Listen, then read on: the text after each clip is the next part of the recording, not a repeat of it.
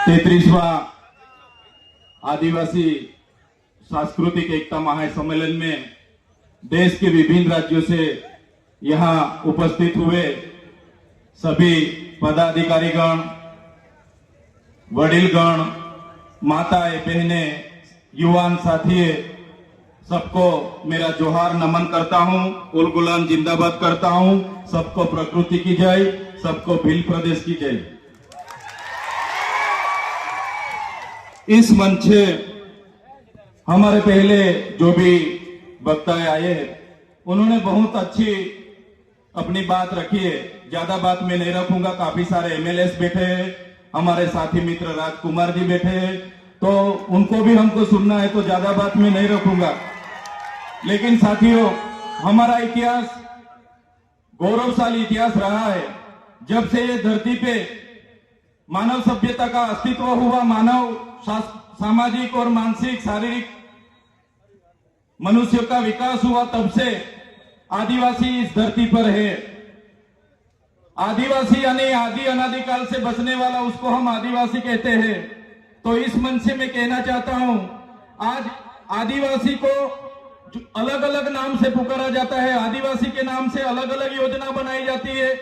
आदिवासी की अस्मिता मिटाने के लिए आपने देखा होगा, आदिवासी को आज शेड्यूल ट्राइब, जनजाति, वनवासी, वन बंधु के नाम से भी आज बुलाया जाता है। तो इस मंच से सभी मेरे साथियों को निवेदन करता हूं को आदिवासी को बचाने के लिए हम कोई वन बंधु नहीं है, हम कोई वनवासी नहीं है, हम आदिवासी है, आदिवासी ही हम रहेंगे। साथियों, आदिवासी का इतिहास डॉक्टर जीतू भाई ने बताया कि 23,000 साल से यहां आदिवासी रह रहा है। आदिवासी का स्वभाव सरल था, संवेदनशील थे। आदिवासी प्राकृतिक पूजक थे, प्राकृतिक मूल्यों को जतन करते थे, सामूहिक भावना साथ में रखते थे, सहकारी भावना रहती थी। और हमारी संस्कृति, हमारी परंपरा, हमारी विधि, जो भी हमारी मरण विधि है, लग्न विधि है, हमारी जन्म की विधि है, सभी हमारे आदिवासी की अलग है। हम प्रकृति के साथ में रहने वाले लोग हैं, हम धर्मपूर्वी हमारी संस्कृति में मानने वाले लोग हैं। तो आपने देखा होगा, आगे की वक्ताओं ने बताया कि जब भी इस देश में नए नए धर्म आए, वो चाहे हिंदू हो, मुस्लिम हो, सिख हो, ईसाई हो, बौद्ध हो, जैन हो, सभी धर्म आदिवासी के बाद इस धरती पर आए हैं। और हिंदू जैसे धर्म ने तो हमारे समाज में, आपको पता होगा कि वर्ण व्यवस्था प्रथा रखी थी कि भाई पहले ब्राह्मण होगा, बाद में क्षत्रिय होगा, वैश्य होगा, और शूद्र में हमारे लोगों को माना जाता था। हमारे आदिवासियों को 5,000 सालों से हमारी गिनती शूद्र में होती थी। हमको शिक्षा लेने का अधिकार नहीं था, हमको कहीं भी जाने का अधिकार नहीं था। बाद में आपने देखा होगा, इसी हालत में भी देश के आजादी में हमारे कई सारे स्वतंत्र सेनानी लड़े, हमारे क्रांतिकारी लड़े, हमारे पूर्वज लड़े। वो चाहे बिरसा मुंडा जी हो, वो चाहे खाज्या नायक हो, वो चाहे टट्या नायक हो, वो चाहे तिलका माझी हो, झलकारी बाई हो, सभी आज हमारे पूर्वजों को ये मंच से मैं याद करता हूं। और साथ ही साथ में गोरू गोविंद जी हो, या दलवाड़ा की क्रांति हो, या रूप सिंह नायक हो, सभी का एक सपना था कि जब भी आदिवासी को स्वतंत्रता मिले तो आदिवासी स्वावलंबित होना चाहिए, आदिवासी स्वतंत्र होना चाहिए और आदिवासी का जीवन शोषण मुक्त होना चाहिए। लेकिन देश की आजादी के बाद भी जो सभ्य संस्कृति के लोग जो शासन में आए, जब ये अपने समाज को जो सुसंस्कृत मानने वाले लोग आज देश के शासन में आए, देश में संविधान लागू हुआ।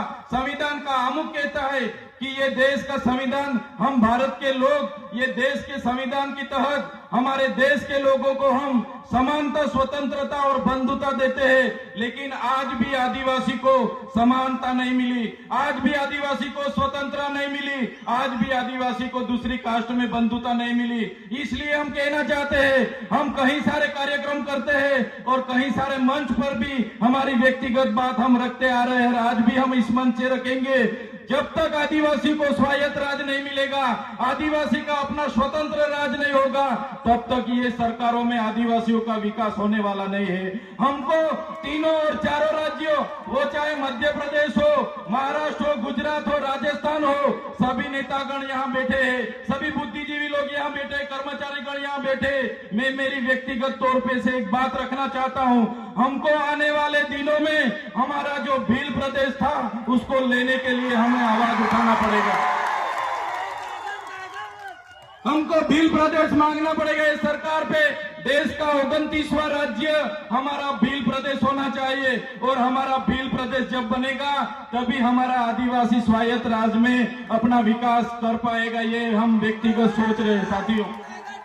आपने देखा होगा देश के आजादी के बाद हमारे पूरे देश में 8% आदिवासी है।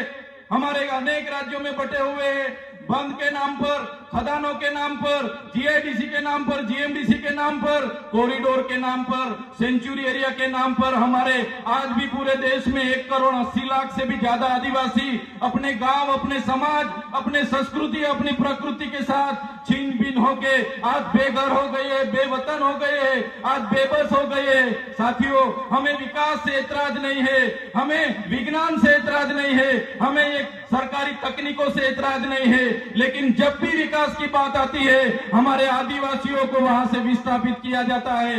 वो चाहे बांध हो, खनिज हो, जीएमडीसी हो, जीआईडीसी हो, कुछ भी प्रोजेक्ट नहीं आते हमारे आदिवासी को टारगेट किया जाता है। और हम जब भी सरकार के खिलाफ आदिवासियों के लिए आवाज उठाते हैं तो ये सत्ता में बैठे हुए लोग पुलिस का दुरुपयोग करके, उनके सत्ता का दुरुपयोग करके हमारे जैसे युवाओं को दबाने के लिए जेलों में डालते हैं।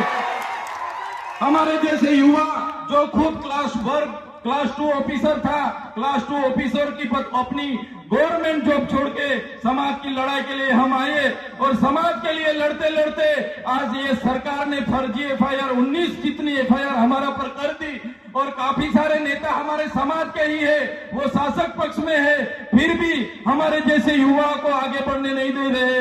हमारे जैसे युवाओं को कैसे गिराया जाए वो हमारे ही नेता सोचते हैं। तो इस मंच से मैं कहना चाहता हूं, हमारे पूरे देश से, विभिन्न राज्यों से लाखों आदिवासी माताएं, बहनें, वडीले, युवा साथी यहाँ आए। आने वाले दिनों में हमको आदिवासी की अस्मिता बचाने के लिए चिंतन करना होगा। हमारे लोगों की शिक्षा की चिंतन करना होगा। हमारा लोगों के जो जड़ जंगल जमीन के अधिकार छीने जा रहे उनका चिंतन मनन करना होगा।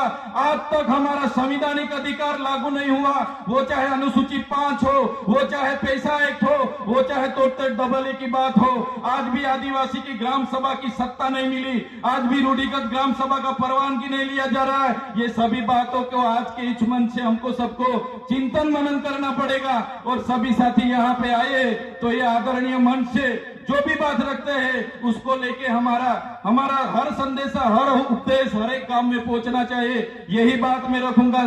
समय ज्यादा नहीं है, काफी सारे वक्ता है, लेकिन ये मंच से इतना जरूर कहूंगा कि हम व्यक्तिगत तौर पे मानते हैं सरकारें आएगी जाएगी, पार्टियां बनेगी बिखरेगी, संगठनें बनेंगे बिखरेंगे, हम सभी लोग धर्म संप्रदाय में कहीं भी बटे हुए हैं। तो आदिवासी को पहले आदिवासी के तौर पर एक होना पड़ेगा, तभी अपने आदिवासियों का विकास होगा। यही बात रख के सबका धन्यवाद करता हूं, सबको जोहार करता हूं और आखिरी में जय भील प्रदेश के नारे से मेरा वक्तव्य पूरा करता हूं। जय भील प्रदेश, धन्यवाद।